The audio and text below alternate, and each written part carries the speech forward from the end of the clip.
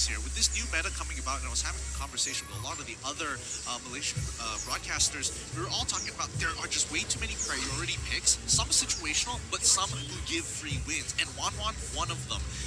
Second of all, Julian, where does he really stand? Is he Wanwan level, a high level of pick and ban? He's good, but it's about the pairing. Yeah, it's very important to think about how the teams want to play around this Julian. So far, we haven't seen more teams play around his enhanced chain as compared to the enhanced scythe. So they're focusing more on using him as an engage tool for his massive crowd control rather than bursting people down too quickly. On the opposite side, though, we can see IDNS instantly picking up two more very meta picks so far at the MSC, the Beatrix, as well as the Xavier. Yeah, those are solid choices here. Going back to Smart Omega real quick, one thing I'm wondering, because we saw some the successfulness of Julian in the jungle mostly, I believe even Demon Kite brought him out. So this is something that we're not used to seeing from the teams in general because, right, he's just available now. So what I am curious if Ryzen actually also decides to take Julian in the jungle here, but there's a Fanny that comes out. So a Fanny and a Masha. Some really good strong picks coming out from Omega's side, and especially if you have a player who's highly mechanical and can actually pick up that Fanny, it's something that they have to keep in mind. IDNS are going to be locking in the Thamas for themselves. They need some sustain, but the question is, how do they stop Fanny from getting across the map and getting on top of Beatrix? I'm expecting Omega looking for Kufra bans here. Kufra ban would definitely be a good shout out, but I feel like we've also seen in the past where Kufra, despite being a very obvious counter to these high mobility heroes, does still require a little bit of execution. In the hands of a player that has really high mechanical ability, Fanny can actually still outplay Kufra quite easily. So if anything, IDNS needs a hero that has more confident, more simple and comfortable lockdown. Unfortunately, options like the Franco and Akai have already been taken off the table. Yeah, that doesn't leave them a lot of options, right? But, I mean, they've got solid choices. These are kind of like, if you want to say, the meta that we're used to seeing with the heroes, right?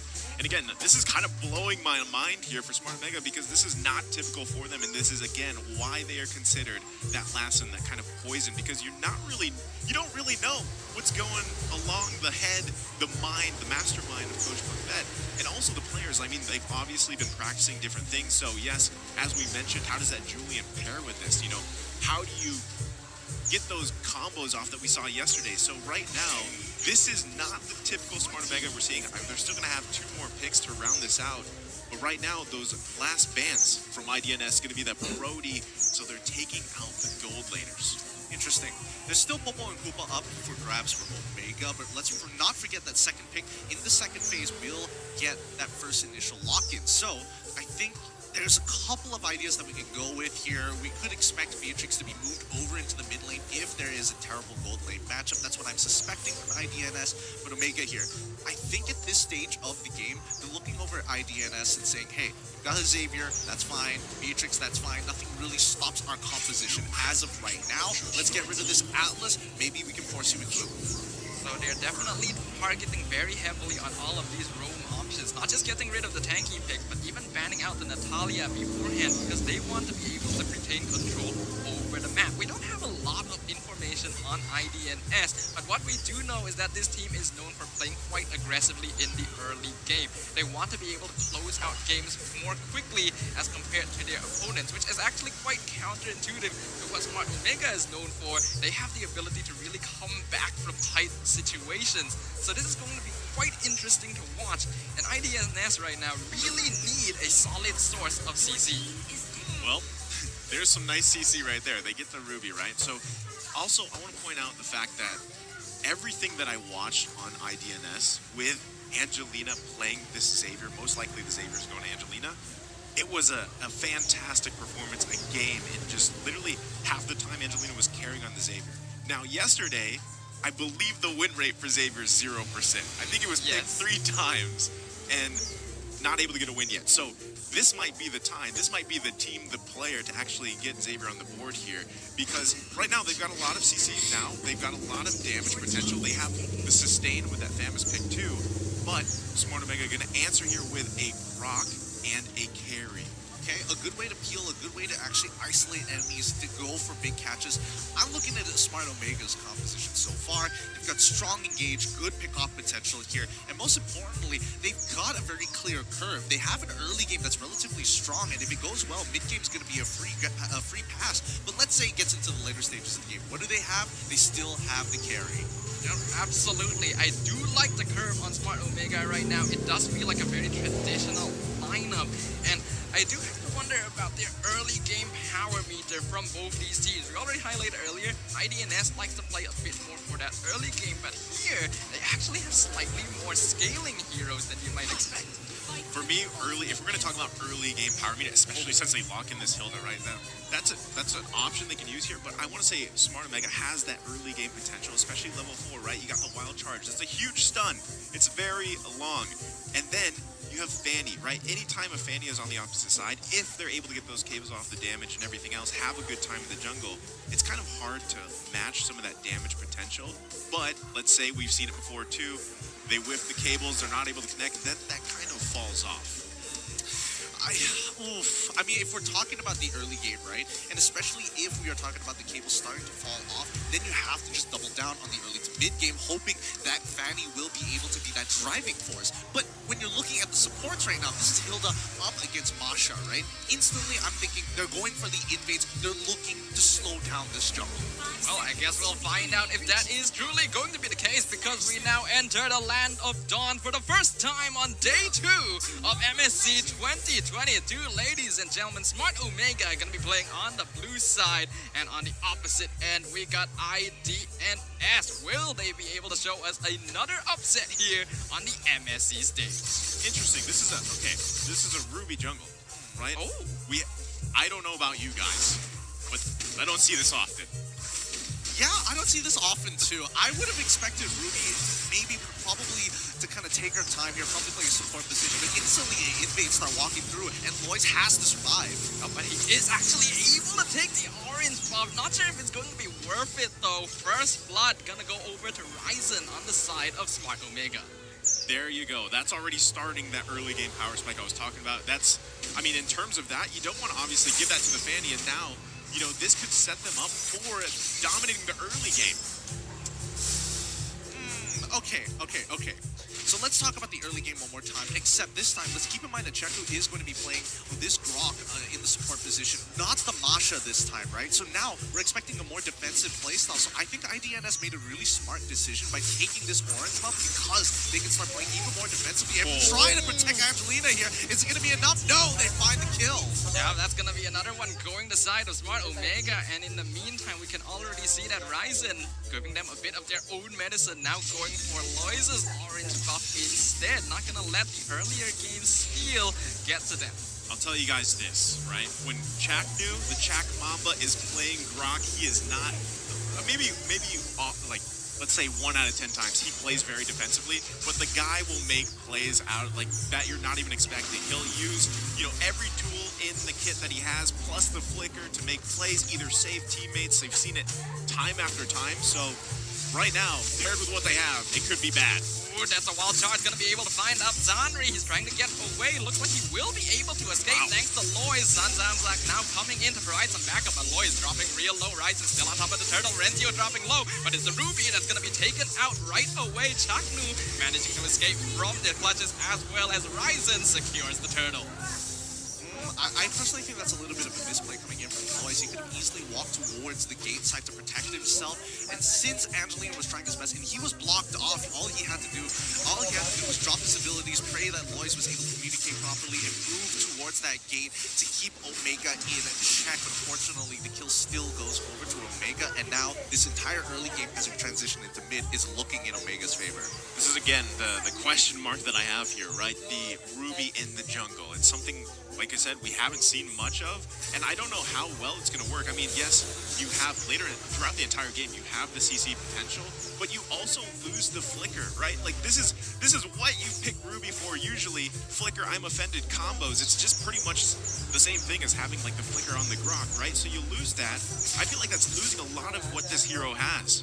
I do agree with you there, but personally, I have a little bit of bias here because I actually do quite enjoy playing Ruby in the jungle myself. It is a hero that's surprisingly deceptive to be utilized in that form here, but you can definitely see that when going up against a hero like the Fanny, Ryzen right now has way more mobility, way more control of the map in comparison. See this play here down on bot side. Zanri is getting on top of Keller real quick, but E2 Max ready to get as Knockup comes on through. Instantly, Zanri is taken out. The cartwheel held to the last second to ensure his death.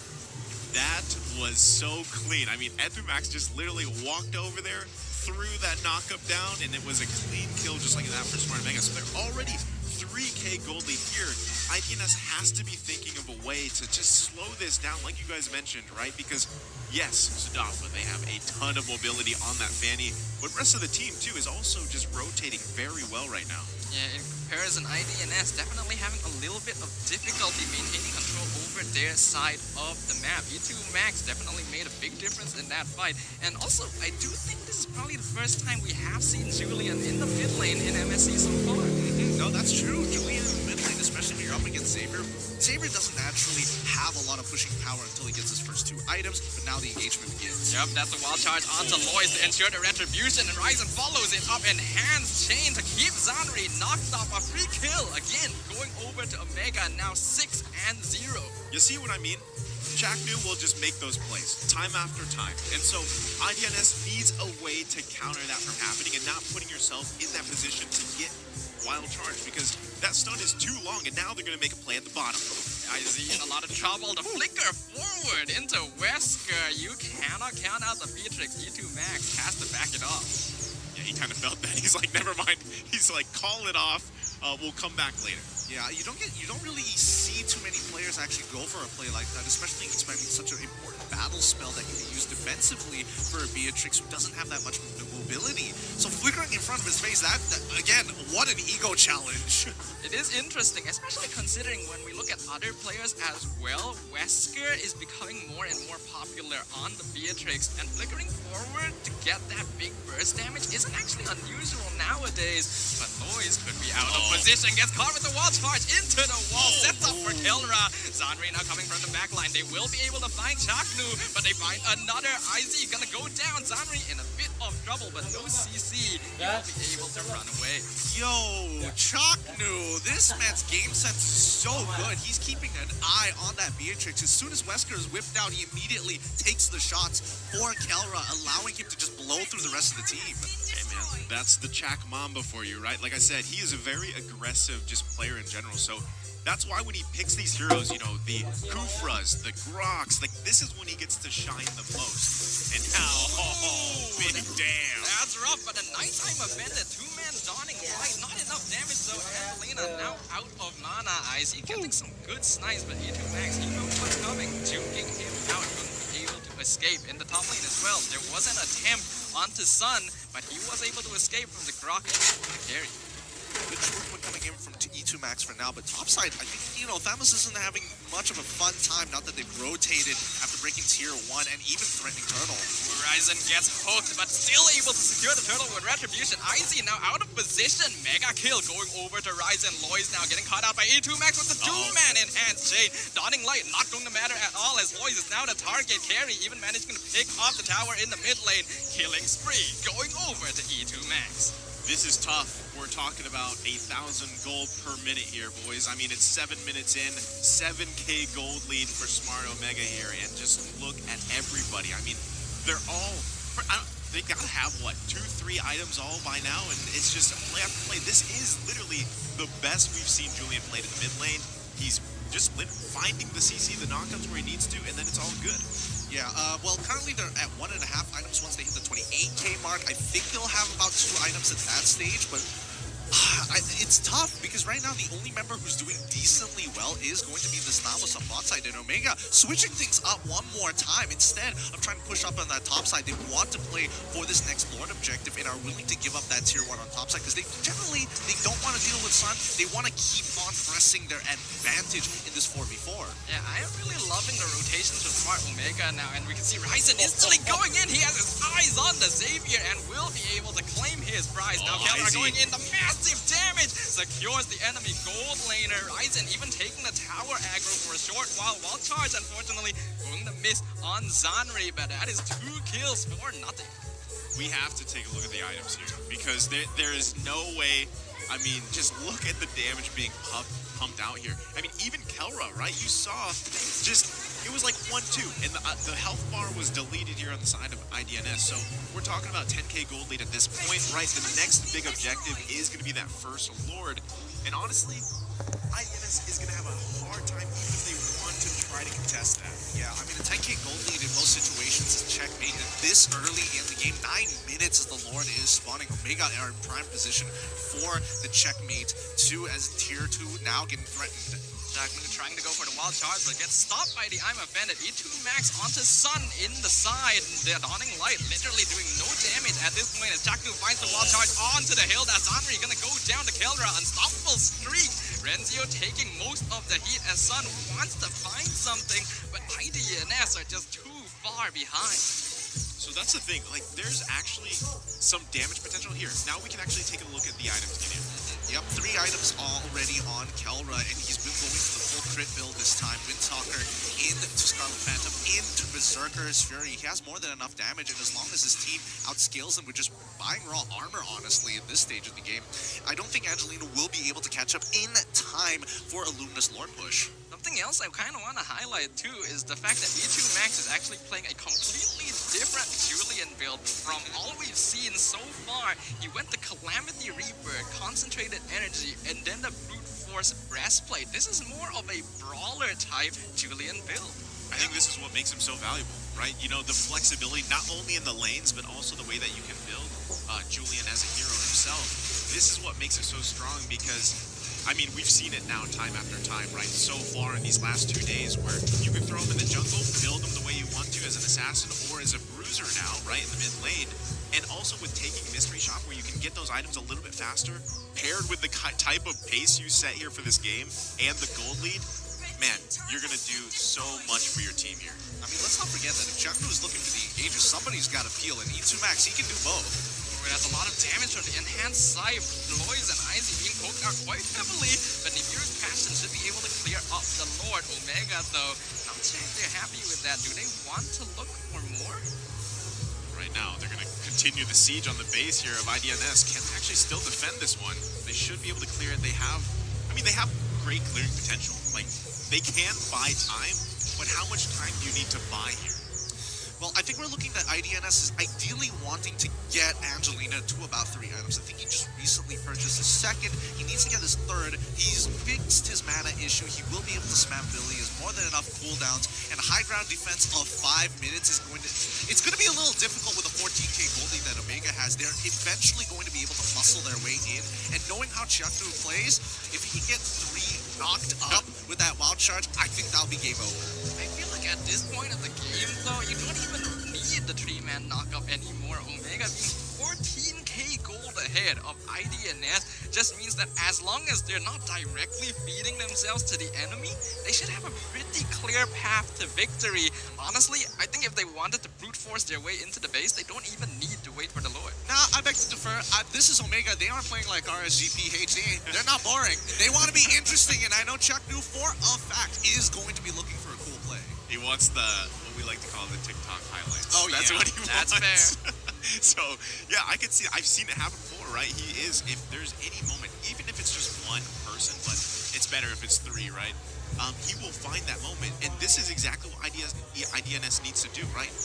Pair up a little bit because you can't actually go anywhere alone because of you're so far behind here. But as the game goes on, you might be able to catch up on some of the itemization where you can start to see some form of maybe split pushing going on, but right now, they're pretty much stuck together here or in their base. The Luminous Lord has now officially spawned once again, and Smart Omega will indeed be going for it. We can see that Chaknu and Renzio are being left to defend the lane, to make sure they are pushed out so that IDNS remains in their base. Lord gonna go over to Omega. Omega, an interesting purchase as well. Bloodlust Axe on Kelra. Yeah, Kelra just needs to live. I think he's one of the more important members here because at this stage of the game, we're seeing that Ryzen, yes, he's almost about max items. He has more than enough damage, but even if he dies, he still has to fall back onto Kelra. And I don't think Ryzen by himself, even with a purple buff, can 1v5.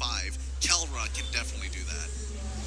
You know, I just think this march-in is obvious. This will actually crack open the base of IDNS, right? So this is the time for them to show what they're made of here in terms of having the defense. They have great clear, but can they actually stop this game from ending? I guess we'll see. Chaknu coming in, looking for the play with the Concealed Lord, already breaking down mid inhib, top inhib, falling to E2 max as well. Smart Omega want to break this right open, but the Lord is cleared out. Rencio doing a lot of damage to Angelina in the back line. E2 max gonna miss the chain, not quite enough to finish off Izzy as Chaknu finds the two-man wall charge, monster kill. Going over to Kelra, they find one, they find two. IDNS is breaking apart, and the crystal is going to fall in favor of Smart Omega.